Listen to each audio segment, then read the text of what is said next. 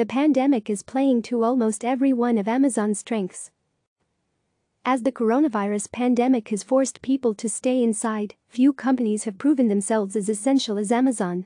From groceries to cleaning supplies, shipments from Amazon (AMZN) have become lifelines for many who are steering clear of supermarkets and other physical retail stores. Company executives have likened the surge in demand to the annual holiday shopping crush. But e-commerce isn't the only sector where Amazon is booming. Analysts say its cloud business, Amazon Web Services, faces higher demand as people turn to some of its biggest clients, from Zoom (ZM) to Netflix (NFLX), for work and play. Amazon sells access to audiobooks and original television programs that are helping to entertain reluctant shut-ins. And with more people staying home, that's more time they have to engage with Amazon's AI-powered smart speakers. The breadth of Amazon's sprawling business interests and its increasingly central place in America's fragile supply chain underscores the company's hold on consumers and its potential to solidify its dominance in the coming months. The longer this crisis goes on, the more formidable Amazon will become, according to James Bailey, a management professor at George Washington University's Business School. "Every crisis creates a void," said Bailey. "And whatever force fills that void inherits power." Amazon isn't the only company that could benefit. The crisis appears to be lifting the entire e-commerce industry, according to Bank of America research, which showed the sector grew 16% in March compared to a year ago. Those consumer habits could persist even after the crisis passes, marking a potential tidal wave of change, benefiting Amazon's bottom line for years to come. But thanks to its existing advantages in scale and efficiency, Amazon stands to emerge from the pandemic stronger than many of its competitors, experts say. In light of the pandemic, Amazon could pull in as much as an additional $4 billion in revenue this year, though added costs of managing the pandemic may cut into Amazon's profits, said Bank of America in an investor note last week. Amazon's expanded importance is even being felt in Washington, where CEO Jeff Bezos, a frequent target of President Donald Trump, has been in frequent communication with the White House since the outbreak began. With Amazon doing its part to smooth an already turbulent economic situation, Trump needs Bezos more than ever. But now that it's been laid bare, the world's dependence on Amazon may only reinforce questions policymakers were asking before the current crisis about whether the company is too powerful. Prime positioning. The most visible changes in demand for Amazon services have, unsurprisingly, taken place in its core online retail business. The company that built its reputation on ultra-fast deliveries is now experiencing uncharacteristically long wait times to ship many products, including hand sanitizer, toilet paper and digital thermometers. Amazon spokespeople including Jay Carney, Senior Vice President of Global Corporate Affairs, have compared the volume they're witnessing to peak holiday shopping periods. Last week, Amazon said in a blog post that it's nearly finished hiring an additional 100,000 workers to help meet demand. But these boom times aren't without further challenges. For example, Amazon has had to battle price gouging on its platform. Amid questions from lawmakers and attorneys general about the practice, Amazon has said it is using a mix of manual and automated reviews of its platform to catch thousands of price gougers and reporting them to the authorities. Amazon has zero tolerance for price gouging, the company said in a blog post last week. The crunch is affecting frontline workers too, some of whom anticipate Amazon could need even more hands as workers continue to fall ill or need to quarantine themselves. More than a dozen Amazon facilities have now been hit by the coronavirus, and some workers have staged walkouts to protest what they say are insufficient protections on the job. It's getting backed up, one employee who works at Amazon's facility in Staten Island, JFK8, told CNN in an interview. "There's not enough employees to move this stuff."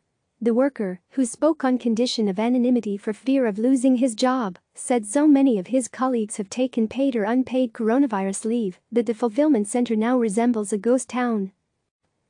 Amazon didn't respond to questions about possible worker shortages, but has said in statements that its workers are heroes fighting for their communities and helping people get critical items they need in this crisis. Meanwhile, employees at JFK8 and other facilities around the country have complained of inconsistent temperature check screenings, limited cleaning supplies, and having to work in close quarters, despite Amazon's own social distancing guidelines. The company has said it's tripled its cleaning efforts in fulfillment centers and that previously ordered face masks are starting to become available for employees. The complaints about Amazon's safety protections reflect the enormous pressure the company is under to keep delivering packages during the crisis and how vital the platform has become. Powering the internet for all of the focus on Amazon's e-commerce business, it's the company's cloud services unit that makes most of the company's profit. Financial filings show that Amazon Web Services, which runs the websites of many consumer-facing businesses, accounted for 63% of Amazon's operating income last year.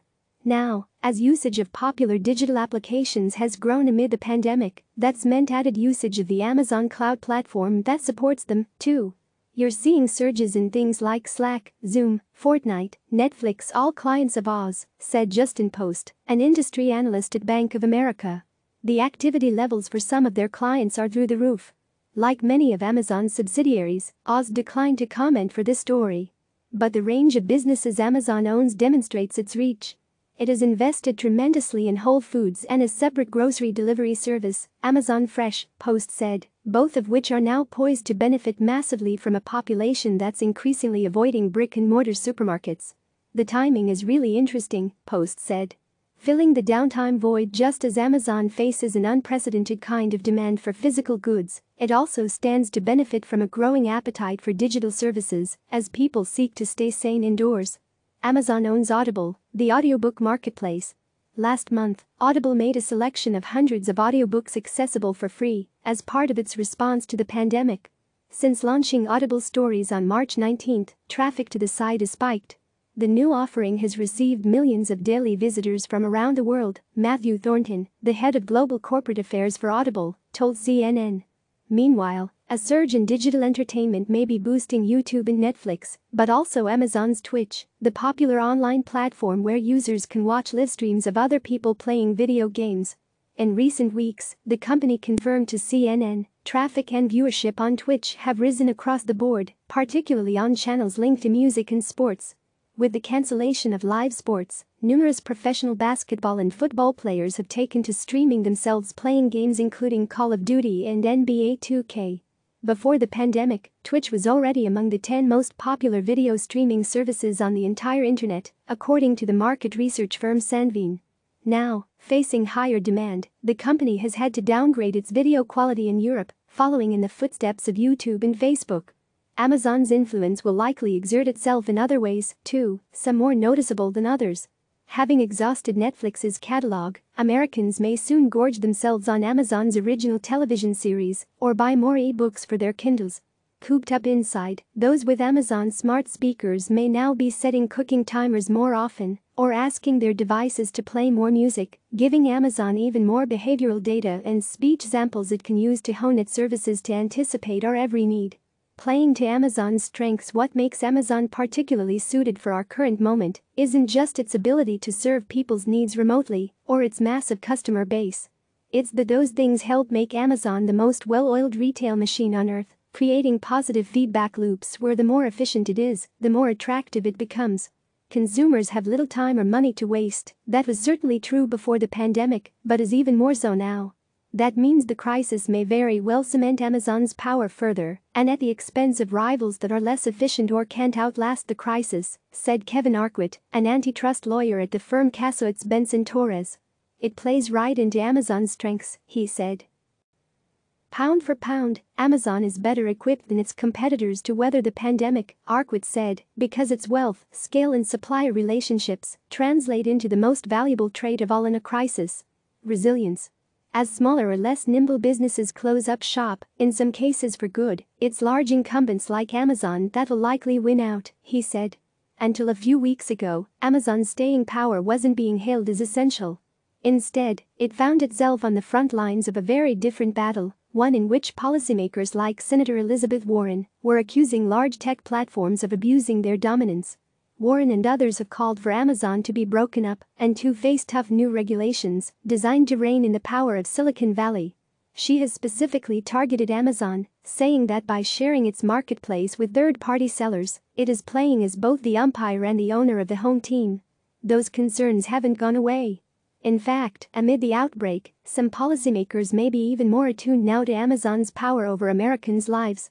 In their recent letter to Amazon, nearly 36 states in the District of Columbia, wrote that despite the company's efforts to curb price gouging, it had failed to delist unconscionably priced critical supplies that Americans need, such as hand sanitizer.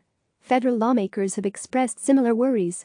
Paul Gallant, an industry analyst at the firm Cohen & Company, said in an investor note Wednesday that the pandemic has temporarily blunted the onslaught of criticism that faced big tech just months ago, and that many dominant platforms are now likely benefiting from new public awareness of how difficult remote life would be without them.